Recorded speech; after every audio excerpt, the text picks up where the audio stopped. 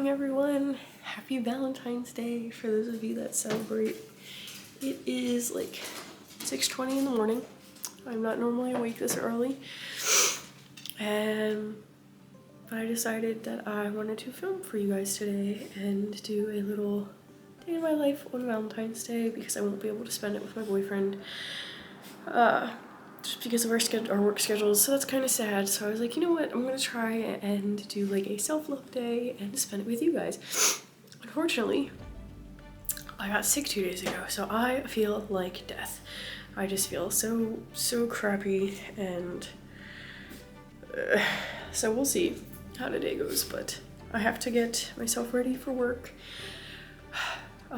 I mentioned it before, but I'm on a day shift schedule for like 5 weeks for a training spot, and today they wanted me to come in early for like another training that like my supervisor is leading, so I'm up earlier, and I didn't sleep last night, so I'm not really feeling this. I'm not really feeling this today, but we're gonna go wash my face and hopefully get myself a little bit more alive.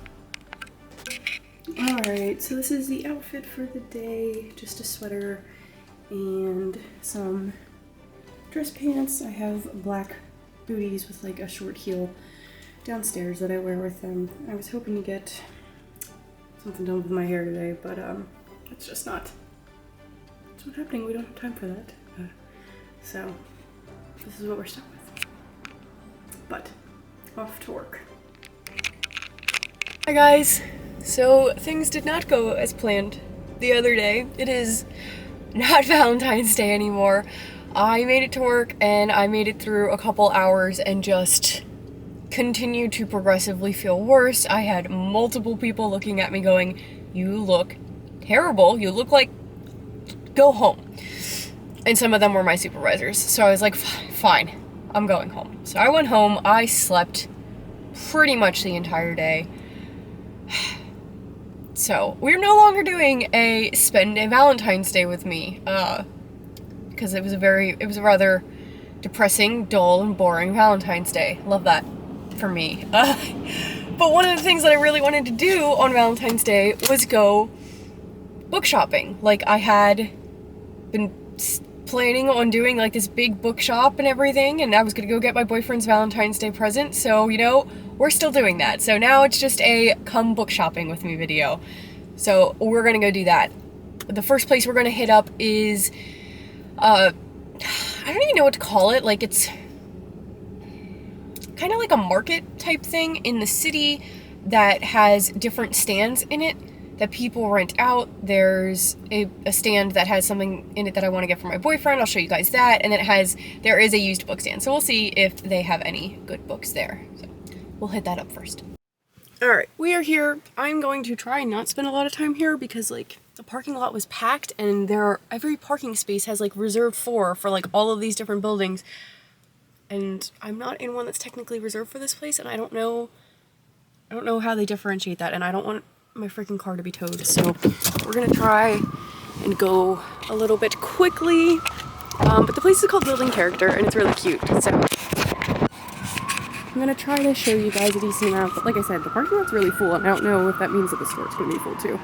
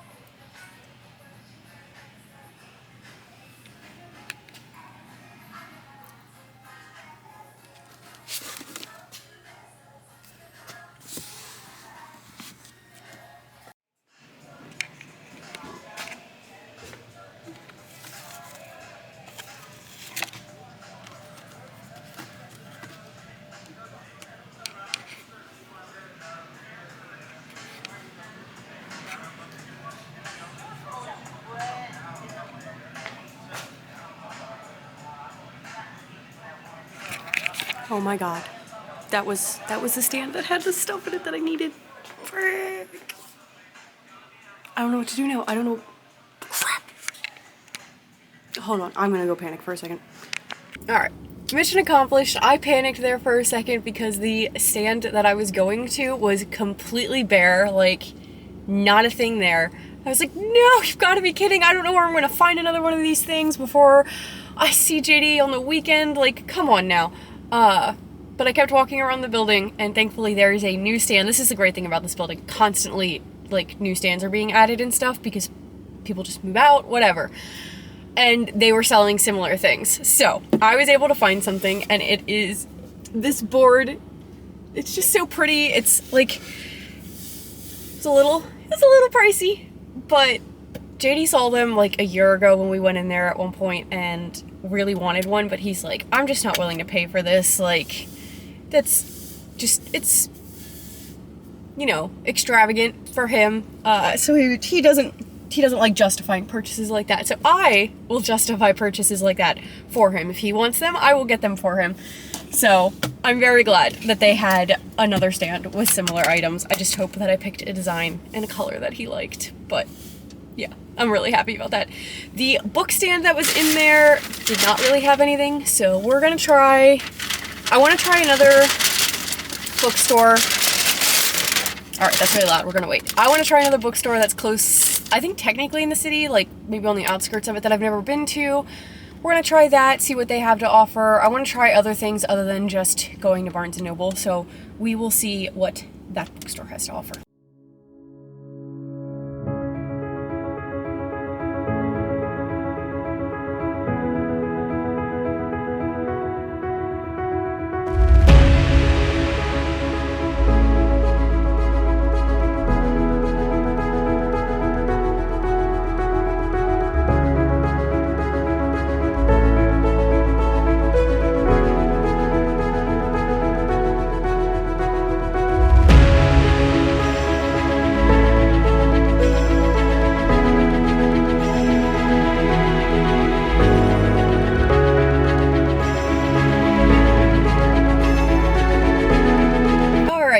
That's fun though. I lost my train of thought too. Anyway, that bookstore was so cute. It's like a renovated, one of like the older houses that the city used to have, and they renovated it into a bookstore. They're still working on the second floor and stuff. It was just really cute. I loved it. The problem is today I am in one of those moods where I'm just like, I want to buy a book, but I don't know which book I want to buy. I pick them up and go, I don't know, and I put it back, and I had to have picked up at least 20 different books. I just didn't know what to settle on. But I did end up getting 2. We're going to do a final book haul at the end, so I'm not going to give anything away, but I did end up getting 2. I think the next place we're going to go, I think I'm going to do, and this is going to be painful to say, I think I'm going to go to the mall, and we're going to try the Books A Million in the mall, because I think somebody told me that it's cheaper than Barnes & Noble, so, you know. I would like to try that. So we're going to try that. I do have a little baggie of all of the books that I wrote down a while ago. I don't know if I told you guys about this. I did like a to-buy jar. I have a to-read jar, but I also have like a to-buy jar with all of the books that I had saved on like Instagram, Book Talk, everything like that. Because like I said, I can be so indecisive sometimes. I don't know what to buy. So this narrows it down for me. So we're going to pick at least 3 out of here, and we're going to buy those. Hopefully they'll be in the store. So that's what we're going to do next. I already have serious regrets about this decision. The parking lot here is just packed, and everybody's being stupid with their driving. And if there's something I can't stand, it's people that can't figure out how to drive. So this might test my patience a little bit. So we're going to set you guys down again. We're going to pick the books in the car because I don't anticipate it going very well trying to film in there. We will see. So I think we're going to pick 5. We're going to pick 5 because a decent amount of these books some of them are indie books and stuff, so there's a really good chance that I'm going to pick some that the store doesn't have. First up, the Hades Trials. I've never seen this in the store. I can't even picture what the cover looks like, so not feeling too hot about that one. Look through here. The Dark Olympus series. Okay, this one I have seen in stores. I already own Neon Gods, so we'll see if I decide to buy, like, just a couple in the series, all of the series. I might only do like 1 or 2 because I already got 2 books. Find You in the Dark by A. Meredith Walters. Why do I feel like I bought that on my Kindle already? Or like have it on Kindle Unlimited.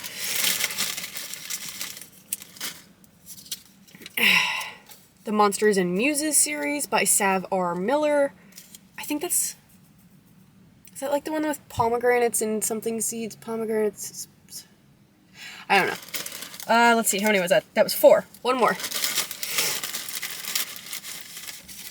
No. Okay, that's fine. We'll let go of that one. Pick another one.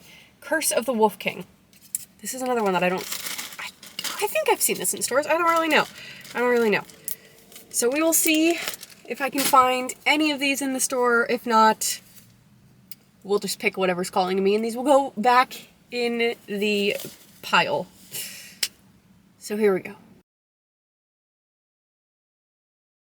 So we are finally home.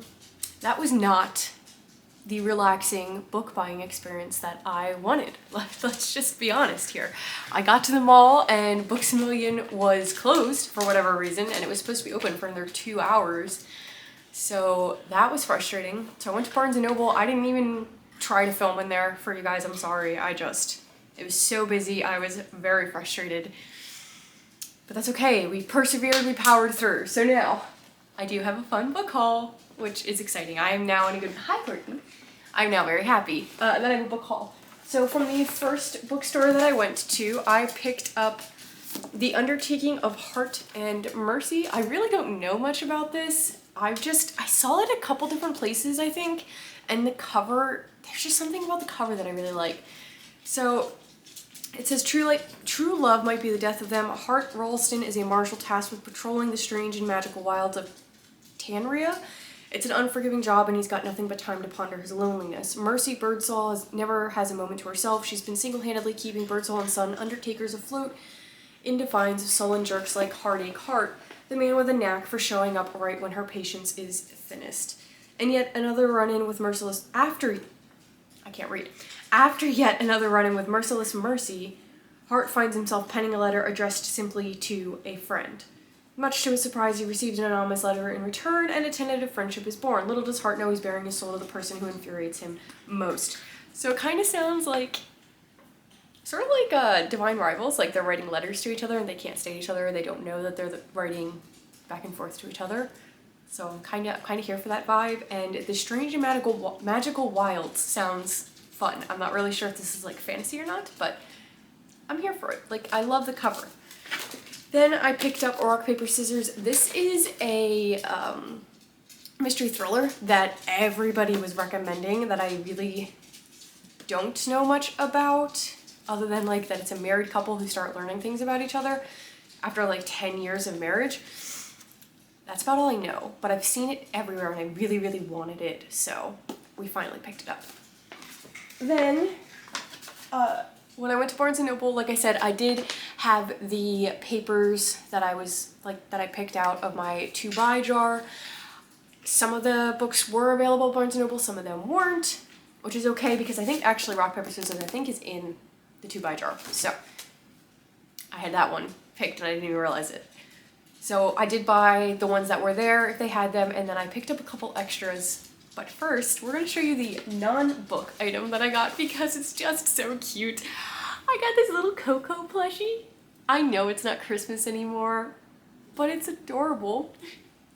So I had to get it. I couldn't not. I haven't decided what I want to name him yet, but it's my favorite. It's so cute. So we're going to put it right there for now until I find another spot for him, and I just love it. Anyway, on to the books. First up, we have Torn.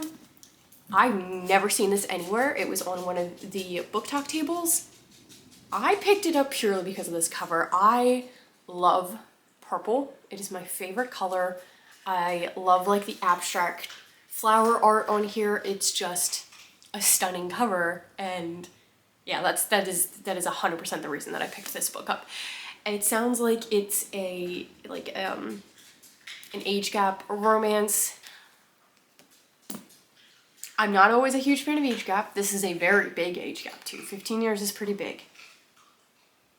But I love the cover. So I couldn't say no.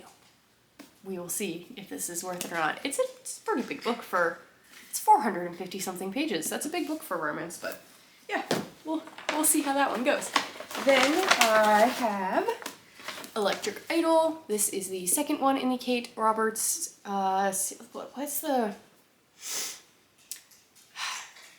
I forget what the series, oh, The Dark Olympus, the second one in the Dark Olympus series by Kate Robert. This one is a modern retelling of Psyche and Eros. I don't really know anything about those gods, if I'm being honest. I think Eros is maybe the god of war. Maybe. That might be very wrong too. I'm not really sure. But yeah, it's a modern day retelling of their love story, I guess. And it's about all I know about that. But I've really been enjoying the Greek god, Greek mythology retellings. So very excited to continue that series.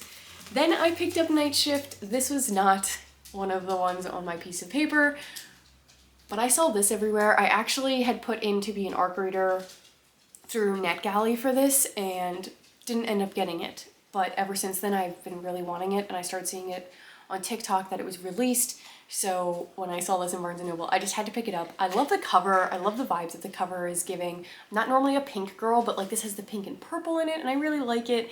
And I don't know, there's just something about it that I'm really, really liking it. And it's a college romance where Kendall is the main female character. She doesn't like parties, so she spends her Friday nights at the campus library working the night shift.